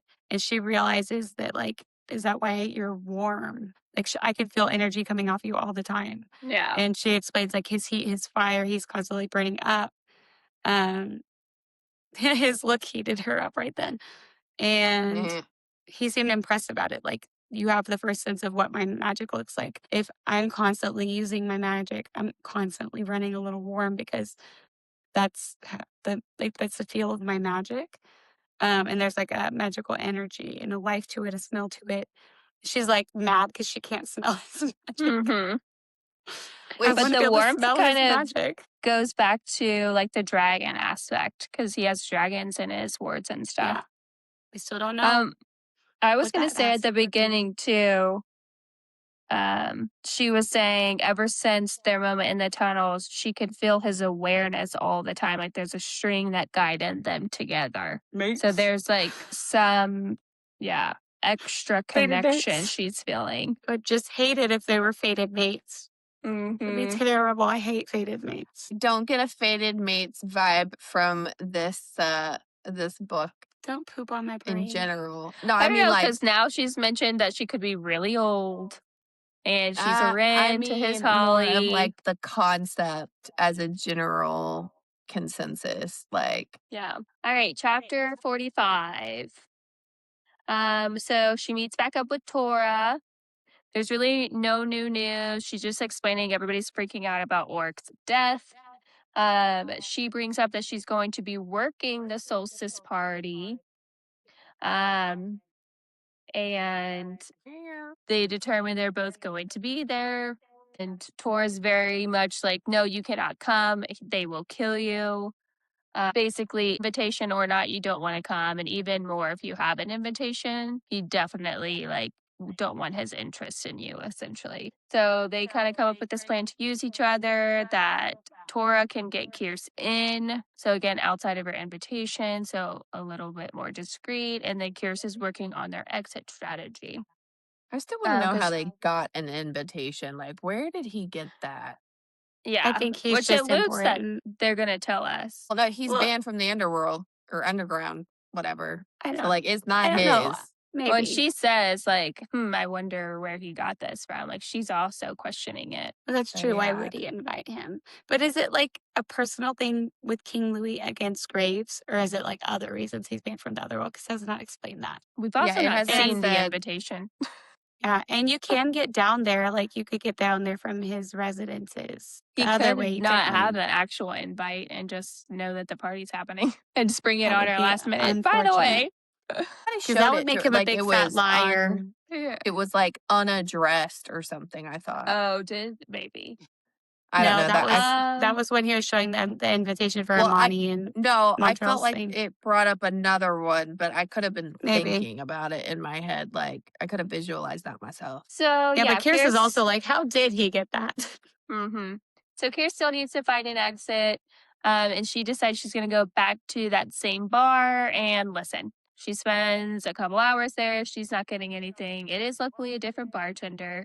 But yeah, nothing going on that she's hearing about exits or the party. So she leaves after about an hour. She does mention, which I think is like the second time now, just how surprised she is about how many monsters she's seeing under there, that she didn't expect so many people to be disgruntled. thinking more people were on her side than not, as Yeah, far but as more the monsters lore. had gone underground than she Yeah. realized. So she goes outside, and who does she see? Walter Rodriguez. So she quickly hides and then pretty much just stalks him for a very long time. The first stop we get, though, she witnesses him ordering what we can assume to be some humans, young, is what he likes and what he says, for King Louis. From some vendor, essentially. Vendor. He demands that they be delivered tonight, which he is not happy about. He gets upset. He tries to, kind of buck up to Walter, and he is forced back, which she realizes is obviously his force field. She says they can't get within a certain amount of space from him. So, what a lucky power to have. Wouldn't that be nice? Every woman in the world would be Yeah. I would have mine living on, like- life. Mine would be Mhm. on like 97% of the time. I would let Oh it my down for the gosh. children. Especially when you're fighting with your husband. Oh, oops, I thought I turned it off. My bad. Force And it's feed. max strength shoots into the wall. It's a power surge. I don't know. You really Expand it. heated me up. It's consequences to your actions. Anyways, yeah, so he obviously is like, oh, well, for that, he threatens to tell King Louis. He's like, I guess you better have them there tonight then, unless you want him to Yeah. find out about this. So he leaves. We go several stops. He's basically like their IT guy on the wards, going to check all the wardings and fix the ones that are broken. And then finally, they enter another secret entrance into the market. So similar to the subway, where it was just kind of vanished into a dark wall. She follows him into one of these. They are walking down until they meet a fork in the road, which is labeled, to his home, to the market. She's like confused. Like, Yeah, it's very secretive. But Walter walks down one of the pathways that wasn't labeled. So she's like, obviously, I'm going to follow him to figure out where he's going. And about 30 minutes later, he climbs up a ladder and into a light. So she waits till the coast is clear, goes up there, and sure enough, it is an entrance into a subway on 23rd were you and guys 5th. nervous? Like, I was like, she didn't She's give like him gonna enough time get to caught. severe. Yeah, so I was Yeah. like, the whole time I was like, somebody's gonna snatch her. What are you doing Yeah. here? Like, the whole Yeah. time. No, me too, because it didn't sound like there was anywhere to hide. Like, it was just a No. tunnel. Yeah. And They should have just people been out shouldn't on the be back platform. there anyways. Yeah. No. Okay, sorry. I just said that. So she calls Graves to let him know, found my exit, gets him to track her when she's going to backtrack back to the regular entrance so they can map out that exact path. And he makes a point to say, good job. And she says she's very giddy from Happy little that. pet. Yeah. Feeling like she Yeah. accomplished something. Good girl. And I'm thinking she had to go back through because, like, I feel like it would flag something if she went in and didn't come back out, like, in their computer Yeah, system. for That's what you guys are sure. thinking? Mhm. Well, maybe, because can't you stay there overnight too? I don't know. It didn't sound like there was lodging. Yeah, but if you go in, but then Not in out again. and then in again, yeah. Yeah. Yeah, like, you obviously don't live there, kind of. Mm-hmm. You have a visitor's pass. Oh, one thing I highlighted too about the force field, because it obviously wouldn't work on her. So she Yep. said it made her feel like a lioness stalking her prey. I guess she wanted to. She's like, I kind of Yeah. just want to sneak up with him on a knife to see on him with a knife to see what he does. Mm-hmm. But she does mention he's very loud and clunky. Like, clearly he is not Overly concerned with confident. stealthiness. Yeah. Which ties back into what Graves was saying, like, with Mhm. the use of magic people get, overconfident people Yeah. get. Complacent. Like, Yeah. oh, Walter. Chapter 46. Mm-hmm. Yep. So she's backtracking. She eventually makes it. She definitely made some wrong turns. So good that they now have a map of this. So as she exits the platform, Lurkin is there pulling her up unexpectedly. This fucking guy. So she pulls a gun on him. And he's Good for trying her. to convince her to go for a walk. He's playing just like we're, nothing, no weirdness has happened before. And she's like, I know Graves once like thinks this will be a good idea, but I'm just tired of him stalking me. It is Right. getting creepy. Yeah. So she just says, okay, yes, I'll go on a walk with you on one condition: you literally leave me the fuck alone. And he's like, okay, on my condition, you give me your number. And This is also like a douchebag guy thing to do. Give me your Mhm. number. Just give me your number. Give it to me. What Yeah. was it? Just give it to me. Like, I'm pretty sure I've had this exact conversation. You give him a fake number. Duh. Yeah, exactly. Like he went from being like the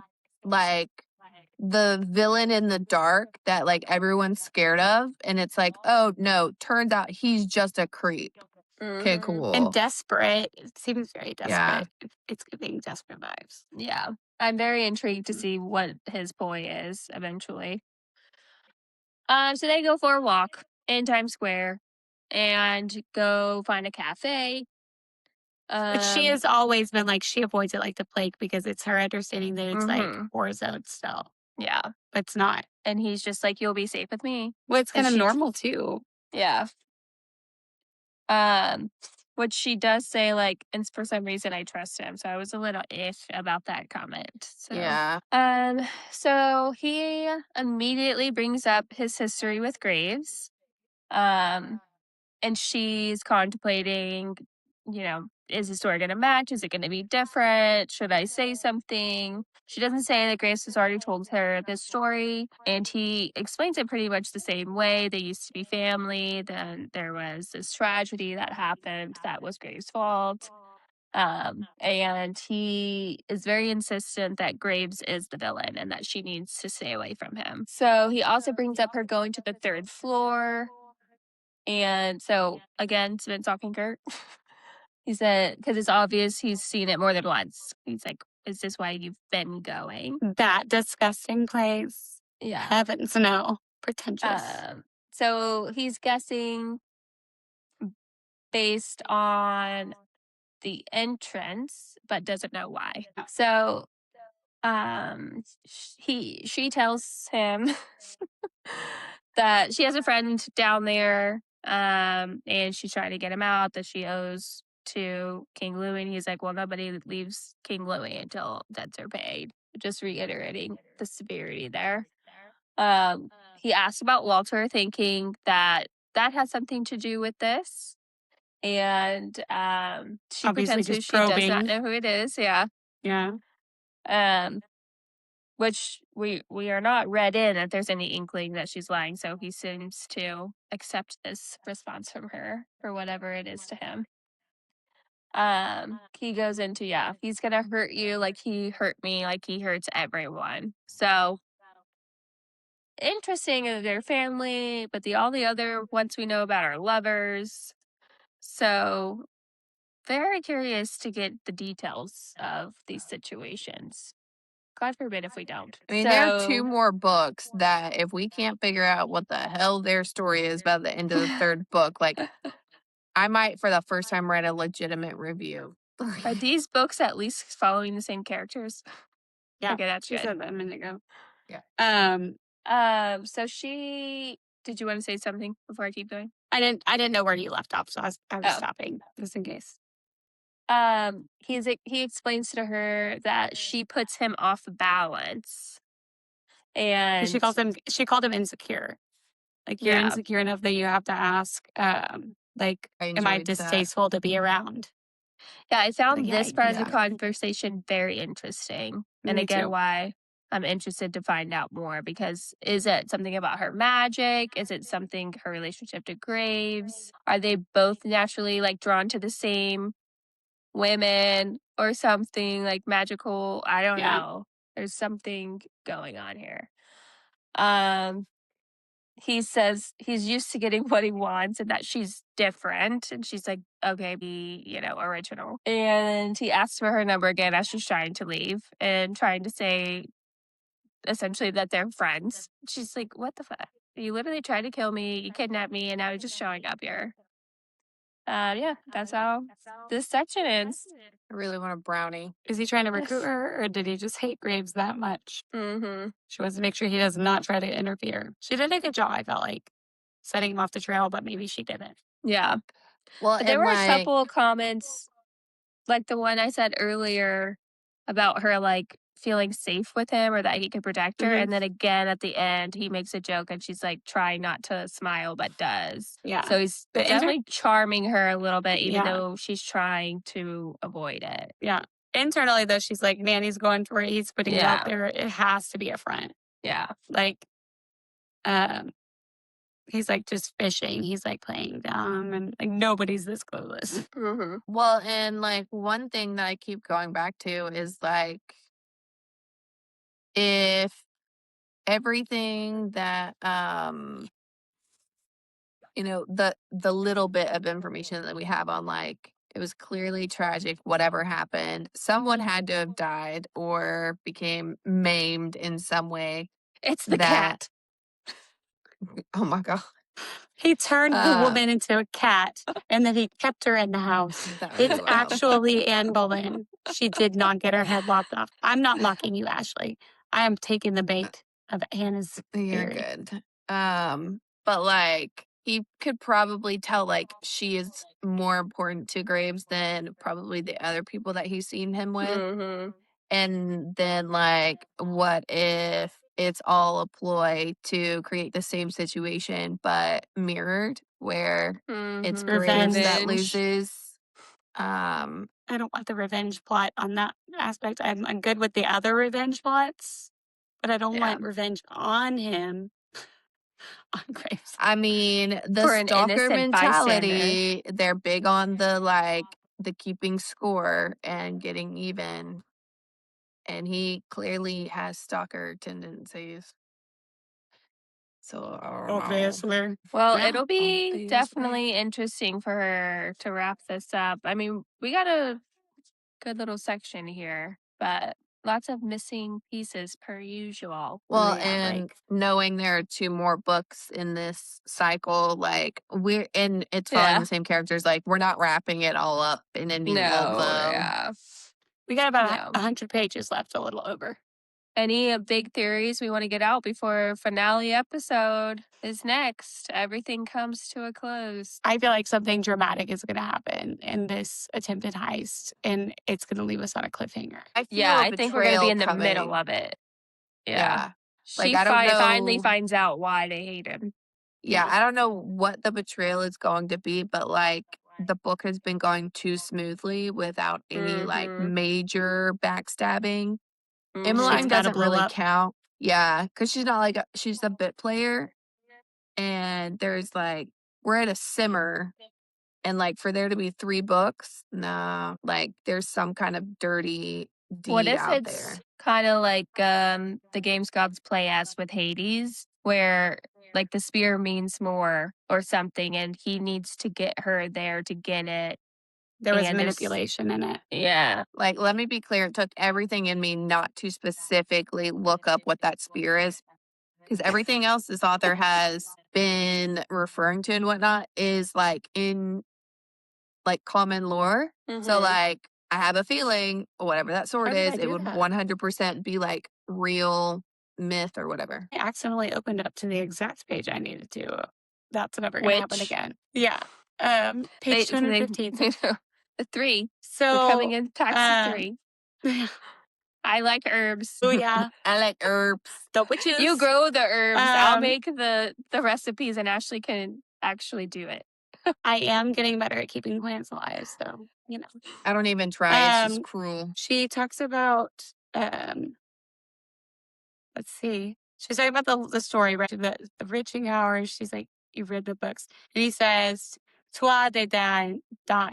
Tua de Dain. They talk about that, and that's where it kind of goes into the articles, right? The 4 magical artifacts. Mhm. In their Oh yeah, highlighted spear in that. Faye, Sithe, Faye, and Lou. I haven't listed. So it's sort of something, a cauldron. It's treasures to do with the Tua de Yeah. Danen. And stone of foul or fall with 1 L. Foul, fall, fail. I don't What do know. you say? Maybe we'll find out next week. Yeah. Make sure you're following along. Give us all your theories. Somebody give us a theory. What if Are you? the books are going to be them trying to get all of these artifacts for I something? didn't mean you. I meant our listeners. But I wasn't done with my theorizing when you guys decided we were done. I was still on my little. Ain't no here, you but guys it's to fine. nothing. I'm just chilling. You are. You look like you're full asleep. Your eyes are quite squinty. I know they have been getting heavy, but Yeah. it's all good. Um, It's only been like 49 hours, so I'm solid. I don't know. I was just thinking that because the god is supposed to be an Irish god, and they're like these treasures, right? There's 4 of them, so maybe they're 4 books, and they're trying to get a treasure in each one. yeah, do we know that the third is the last, or there's Huh? just 3 out right now? Are you a trilogy? I think it's just the 3, but I mean, she could surprise us. Maybe he already has one. I'm just going all Or out a on my twofer. random theories. Well, now's your Okay, last chance. That's all I got. Now we can be done. Sorry, I was Yeah. lingering. Didn't want to let you guys go. All right. Well, join us next week to wrap up The Wren and the Holly. And we will be jumping immediately into book number 2. So, Yep. and we're going to No, read it no quicker. gaps. No gaps. Yeah.